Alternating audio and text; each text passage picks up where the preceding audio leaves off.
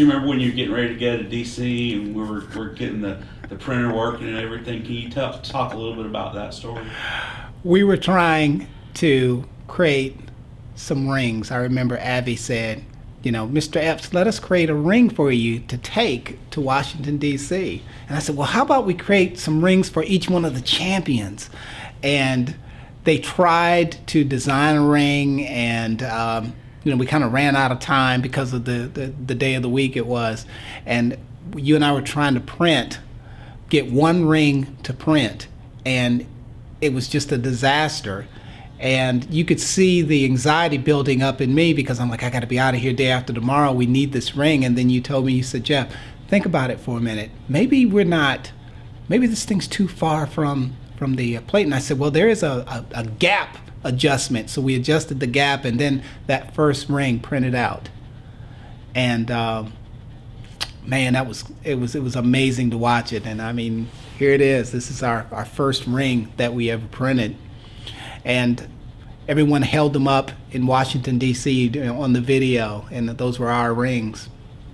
But it also solidified for us that this was the missing piece, because students, as Rachel stated, you go from concept to digital to physical, and that now students could create an idea in their head and then come into our lab on Saturday or during the summer or even after school and design it in software, in 3D, as if it were right there in front of them.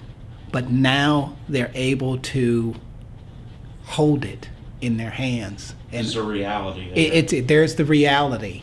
And, I think Xavier, the moment with Xavier, the video of Xavier in our last Saturday session when he created that cup, and then to watch him sit there in front of that printer. I mean, you couldn't pay him to move from in front of that printer, and he sat there and watched his cup print.